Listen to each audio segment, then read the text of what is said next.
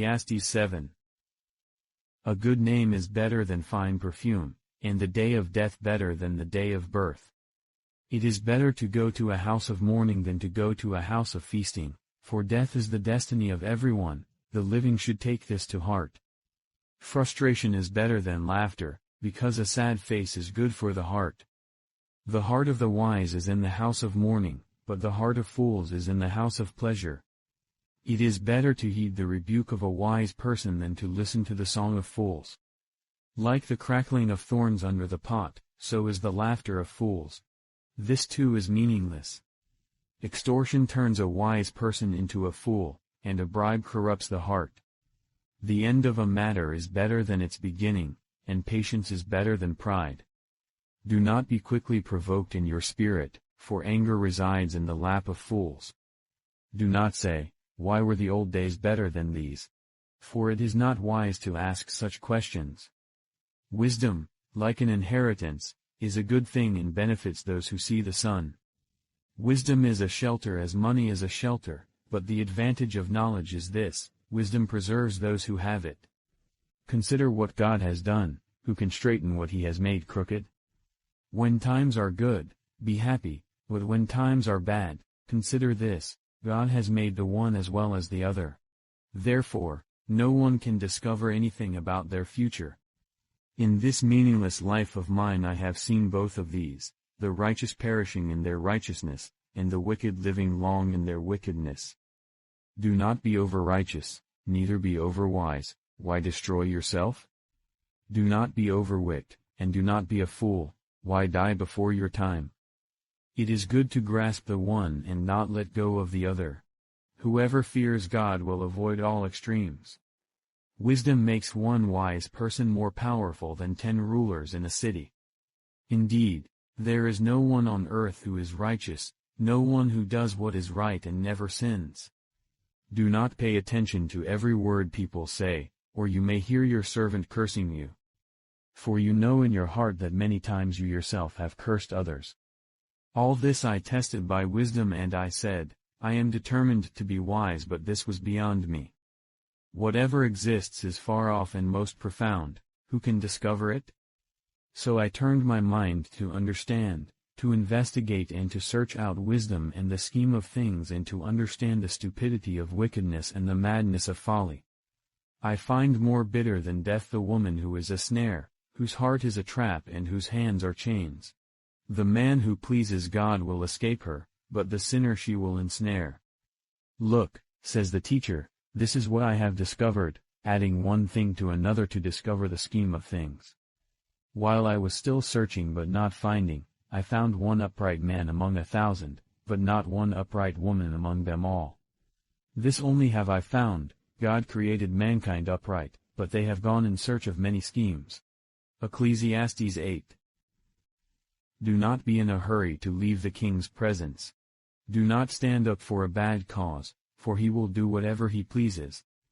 Since a king's word is supreme, who can say to him, "What are you doing?" Whoever obeys his command will come to no harm, and the wise heart will know the proper time and procedure. For there is a proper time and procedure for every matter, though a person may be weighed down by misery. Since no one knows the future, who can tell someone else what is to come? As no one has power over the wind to contain it, so no one has power over the time of their death. As no one is discharged in time of war, so wickedness will not release those who practice it. All this I saw, as I applied my mind to everything done under the sun. There is a time when a man lords it over others to his own hurt. Then too, I saw the wicked buried, those who used to come and go from the holy place and receive praise in the city where they did this. This too is meaningless. When the sentence for a crime is not quickly carried out, people's hearts are filled with schemes to do wrong. Although a wicked person who commits 100 crimes may live a long time, I know that it will go better with those who fear God, who are reverent before him. Yet because the wicked do not fear God, it will not go well with them, and their days will not lengthen like a shadow. There is something else meaningless that occurs on earth: the righteous who get what the wicked deserve, and the wicked who get what the righteous deserve. This too, I say, is meaningless. So I commend the enjoyment of life, because there is nothing better for a person under the sun than to eat and drink and be glad. Then joy will accompany them in their toil all the days of the life God has given them under the sun. When I applied my mind to know wisdom and to observe the labor that is done on earth, people getting no sleep day or night, then I saw all that God has done. No one can comprehend what goes on under the sun. Despite all their efforts to search it out, no one can discover its meaning. Even if the wise claim they know, they cannot really comprehend it. Ecclesiastes 9. So I reflected on all this and concluded that the righteous and the wise and what they do are in God's hands, but no one knows whether love or hate awaits them. All share a common destiny, the righteous and the wicked, the good and the bad, the clean and the unclean, those who offer sacrifices and those who do not. As it is with the good, so with the sinful, as it is with those who take oaths, so with those who are afraid to take them. This is the evil in everything that happens under the sun, the same destiny overtakes all. The hearts of people, moreover, are full of evil, and there is madness in their hearts while they live, and afterward they join the dead. Anyone who is among the living has hope, even a live dog is better off than a dead lion. For the living know that they will die, but the dead know nothing, they have no further reward, and even their name is forgotten. Their love, their hate and their jealousy have long since vanished, never again will they have a part in anything that happens under the sun. Go, eat your food with gladness, and drink your wine with a joyful heart, for God has already approved what you do. Always be clothed in white, and always anoint your head with oil. Enjoy life with your wife, whom you love, all the days of this meaningless life that God has given you under the sun, all your meaningless days. For this is your lot in life and in your toilsome labor under the sun. Whatever your hand finds to do, do it with all your might, for in the realm of the dead, where you are going, there is neither working nor planning nor knowledge nor wisdom. I have seen something else under the sun. The race is not to the swift or the battle to the strong, nor does food come to the wise or wealth to the brilliant or favor to the learned, but time and chance happen to them all. Moreover, no one knows when their hour will come, as fish are caught in a cruel net, or birds are taken in a snare, so people are trapped by evil times that fall unexpectedly upon them. Psalm 95. Come, let us sing for joy to the Lord. Let us shout aloud to the rock of our salvation. Let us come before him with thanksgiving and extol him with music and song. For the Lord is the great God, the great King above all gods. In his hand are the depths of the earth, and the mountain peaks belong to him. The sea is his, for he made it, and his hands formed the dry land. Come, let us bow down and worship, let us kneel before the Lord our Maker.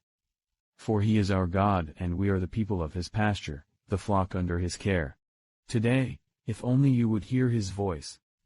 Do not harden your hearts as you did at Meribah, as you did that day at Massah in the wilderness. Where your ancestors tested me, they tried me, though they had seen what I did. For 40 years I was angry with that generation. I said, they are a people whose hearts go astray, and they have not known my ways. So I declared on oath in my anger, they shall never enter my rest.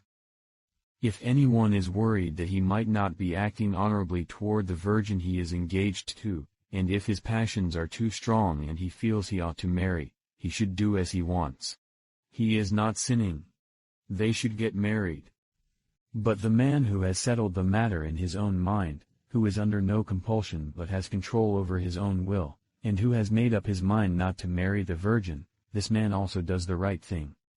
So then, he who marries the virgin does right, but he who does not marry her does better. A woman is bound to her husband as long as he lives. But if her husband dies, she is free to marry anyone she wishes, but he must belong to the Lord. In my judgment, she is happier if she stays as she is, and I think that I too have the Spirit of God. 1 Corinthians 8. Now about food sacrificed to idols, we know that we all possess knowledge. But knowledge puffs up while love builds up. Those who think they know something do not yet know as they ought to know. But whoever loves God is known by God. So then, about eating food sacrificed to idols, we know that an idol is nothing at all in the world and that there is no God but one.